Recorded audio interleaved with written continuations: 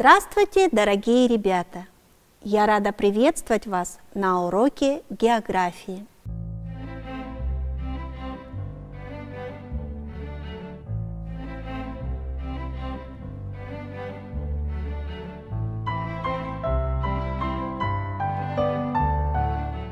Тема нашего урока – ледники Кыргызстана. Многолетняя мерзлота. Сегодня на уроке мы с вами рассмотрим ледники, их типы, размеры и режим, условия формирования ледников и многолетней мерзлоты, особенности распространения ледников по территории Кыргызстана, значение ледников в природе. Огромные движущиеся массы льда, как и другие внешние факторы, изменяли рельеф территорий. С одной стороны, ледники выравнивали и сглаживали рельеф, придавая равнинность. С другой, выпахивали глубокие борозды. По краю ледника возникли моренные гряды. Одновременно обильные талые текучие ледниковые воды расчленяли поверхность, способствуя развитию эрозионного рельефа. Ребята, давайте с вами вспомним, что такое ледники. Ледники – это огромные массы льда, образованные и существующие за счет накопления и преобразования в лед выпадающего снега и движущиеся под действием силы тяжести. Какие существуют виды оледенения? Различают покровное и горное оледенение. Покровные ледники покрывают арктические острова, Новая Земля, земля Франца Иосифа, Северная Земля, а также Гренландию и Антарктиду. Горное оледенение характерно для высоких гор Кавказа, Анд, Памира, а также и Тянь-Шани. Впервые ледники были описаны Чарльзом Дарвином в 1835 году во время его путешествия в Анды в Южной Америке. Первым европейским ученым, исследовавшим ледники Тянь-Шани, был Петр Петрович Семенов-Тяньшанский. Впоследствии Тянь-Шань посещали как русские, так и зарубежные исследователи. Среди них наиболее известны Краснов, Мерсбахер, Корженевский. На территории Кыргызстана по спутниковым снимкам 6227 ледников размерами более 0,1 квадратных километра. Занимаемая ими всеми площадь составляет 4% от общей площади республики. Распространение, площадь и размеры отдельных ледников Кыргызстана зависят в основном от изменения элементов климата, абсолютной высоты горных систем и их расположения по отношению к долинам. Большую роль играет и расчленение земной поверхности. В связи с этим распространение ледников по территории Кыргызстана не одинаково. На леднике выделяют в верхней части область питания и в нижней область расхода, то есть области с положительным и отрицательным годовым балансом массы. В зависимости от изменяющихся во времени соотношений питания и расхода происходят колебания положения края ледника. В распространении ледников наблюдается два вида закономерностей. Первый – центры сплошного оледенения, которые расположены на очень высоких горных массивах.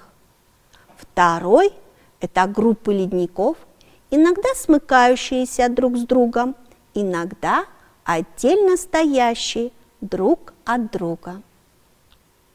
Самые громадные центры оледенения находятся в бассейне реки Тарим – 45%. Это районы массива Хантенгри и Пика Победы. Здесь расположено 340 ледников. Такой сплошной покров ледников и снегов на большой территории является уникальным явлением не только для территории Кыргызстана, но и для всей Центральной Азии.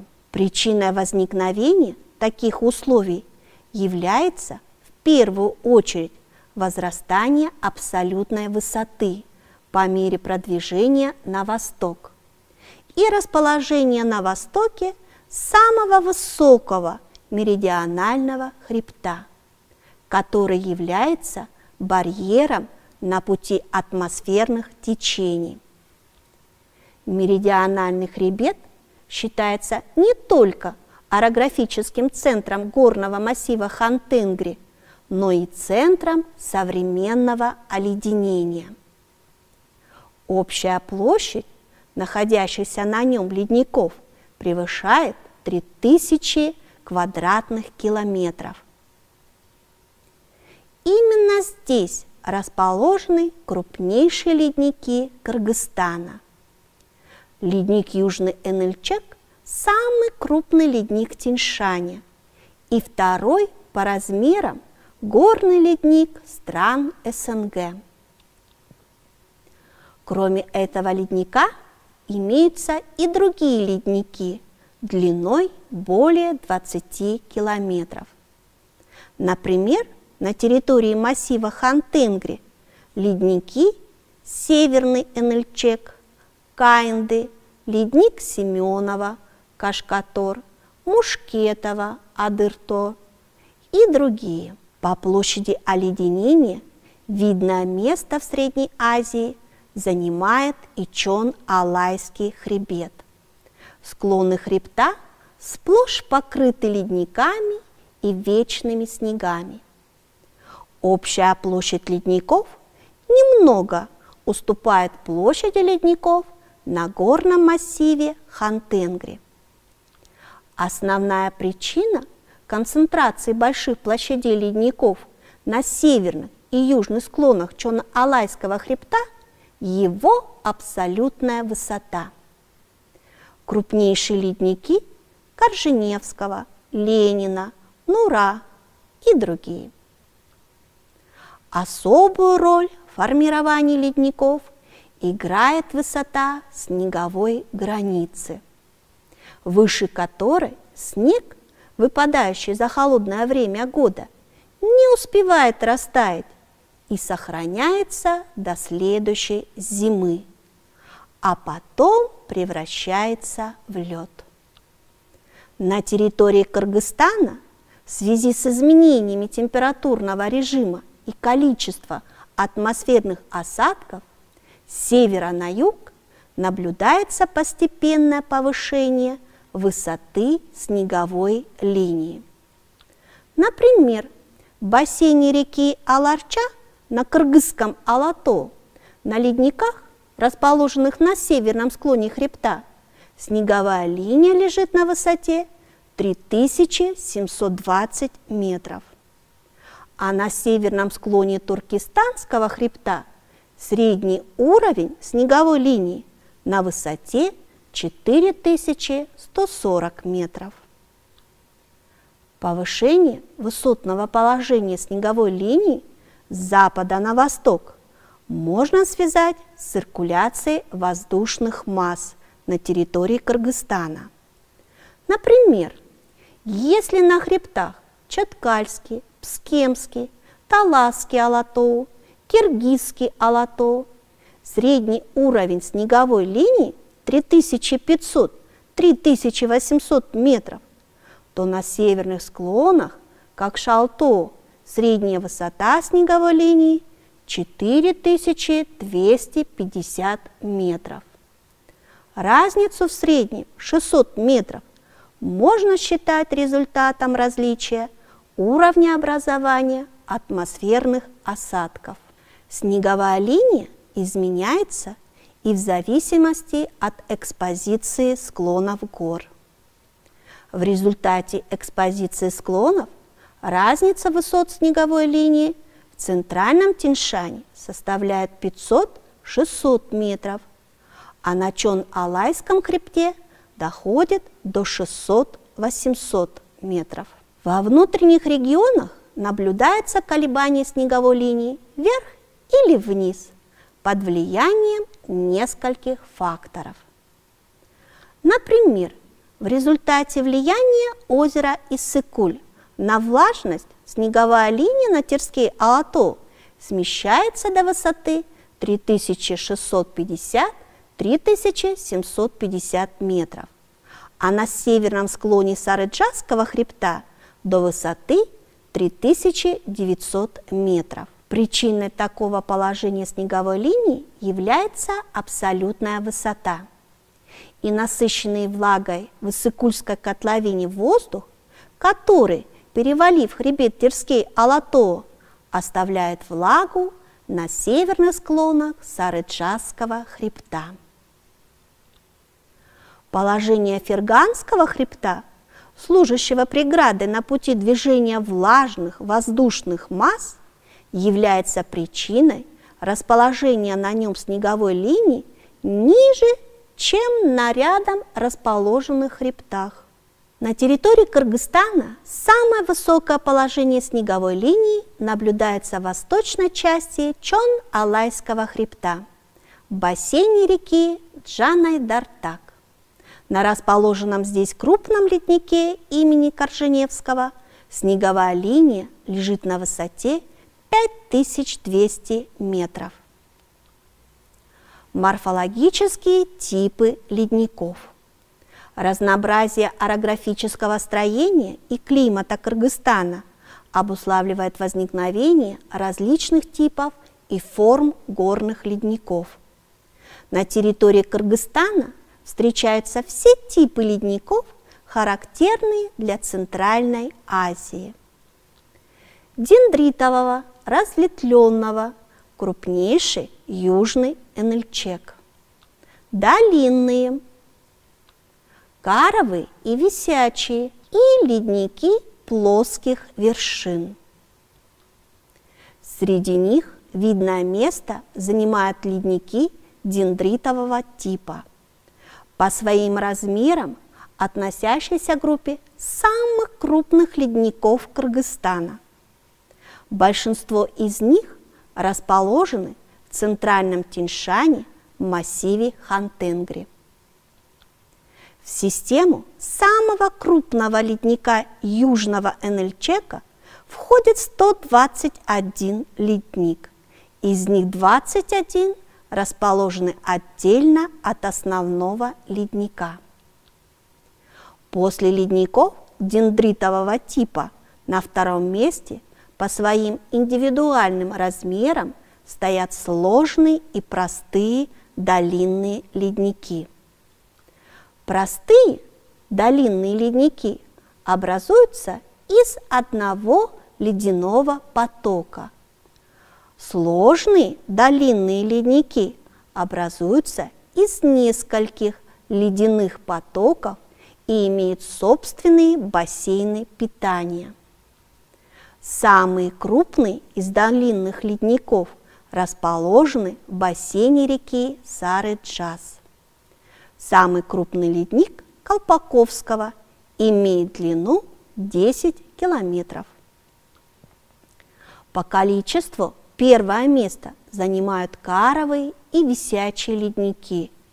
Их доля превышает 60% от общей площади ледников.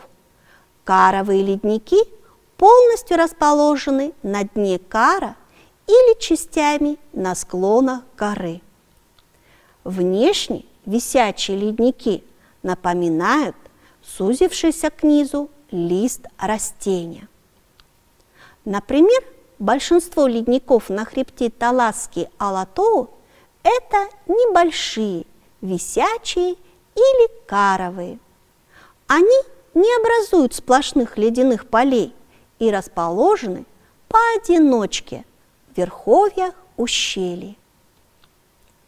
Среди ледников Тянь-Шаня особое место занимают ледники плоских вершин.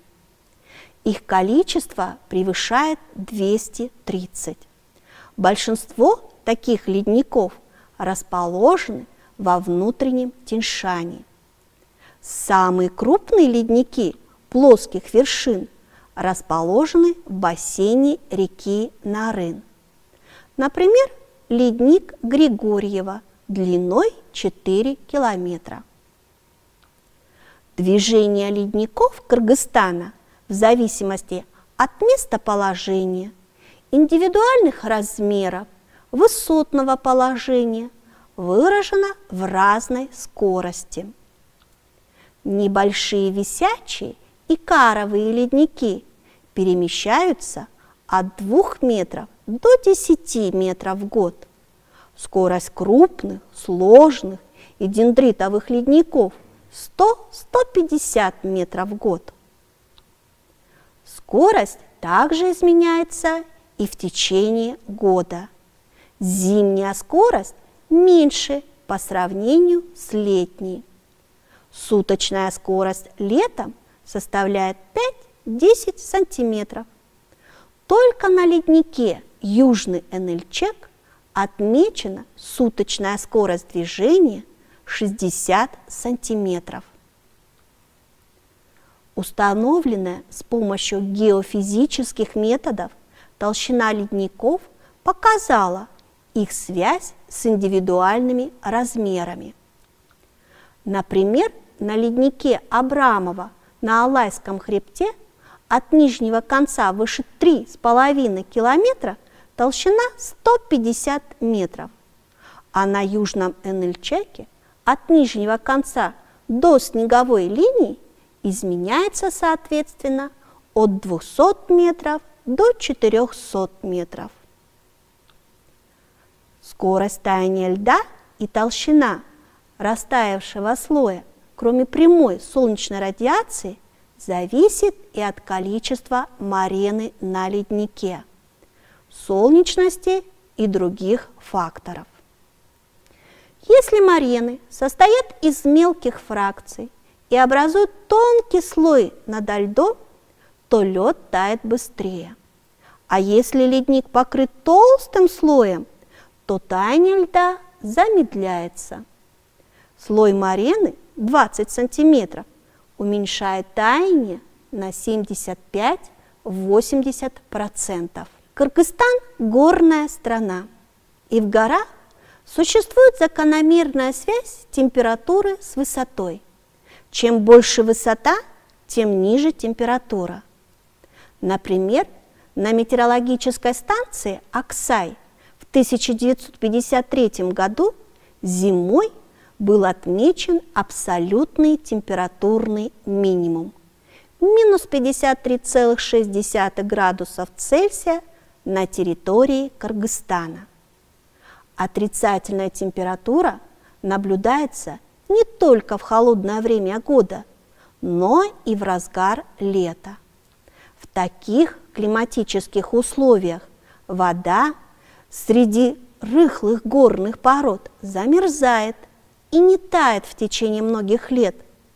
И таким образом формируется многолетняя мерзлота, имеющая особые свойства.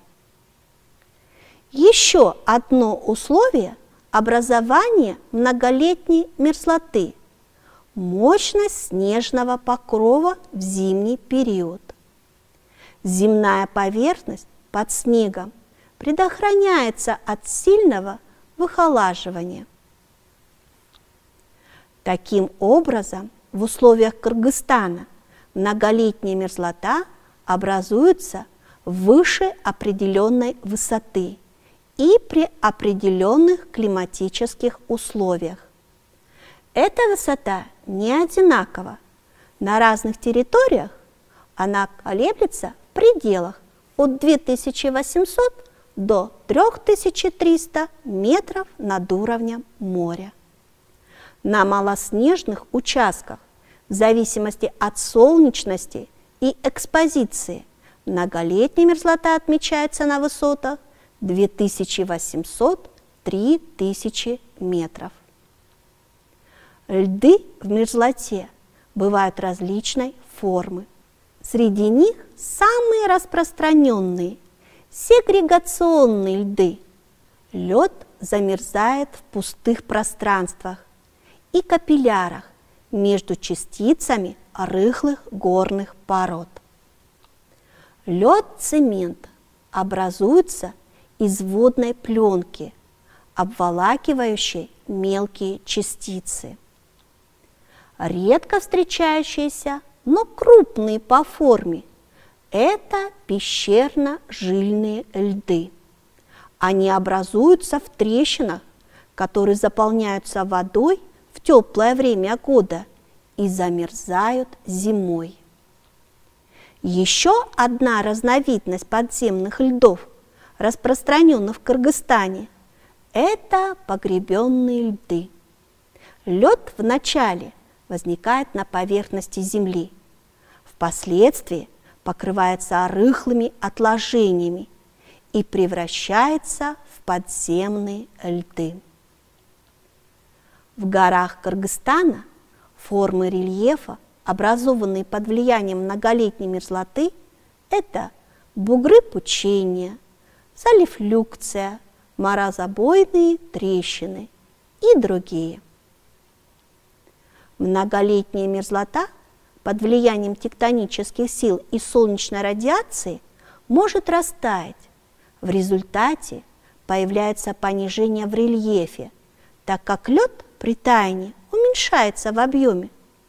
В понижениях нередко появляется вода и образуются мелководные озера. Многолетняя мерзлота оказывает влияние и на хозяйственную деятельность человека. Особенно она затрудняет строительные работы. Такие процессы из-за неравномерного оседания или вздутия приводят к деформации фундамента домов, опор мостов, стоек линий связи. Ледники – один из важнейших природных компонентов территории Кыргызстана в истории формирования рельефа в прошлом и процессах, протекающих в настоящее время. Огромное значение ледников. Ледники оказывают заметное влияние на природу. Они – запасники влаги, им принадлежит важная роль в питании рек. Ледники на горных вершинах оказывают непосредственное влияние на жизнь живущего в долинах и на равнинах населения и на его хозяйственную деятельность. В засушливых климатических условиях республики усиленно тающие летом ледники обеспечивают достаточной поливной водой сельскохозяйственные поля на предгорных равнинах. Проблема глобального потепления и роли человека в этом процессе обсуждается почти во всех странах мира. Однако в Кыргызстане этот процесс можно наблюдать наглядно. Площадь ледников ежегодно сокращается, несмотря на маловодье и необеспеченность многих населенных пунктов чистой водой, мы продолжаем бездумно расходовать бесценный ресурс. Что же должен сделать Кыргызстан, чтобы сохранить ледники? Это очень сложный вопрос, потому что сокращение площадей оледенения – это планетарный процесс. В разных странах он протекает по-разному, но по Тянь-Шаню идет достаточно интенсивно. И это связано со смещением оси антициклонов, растет солнечная активность. Летом в высокогорье меньше выпадает осадков. И каждый из нас должен бережно относиться к использованию водных ресурсов. Ведь это одно из главных богатств Кыргызстана. На этом наш урок подошел к концу. До свидания, ребята. До новых встреч.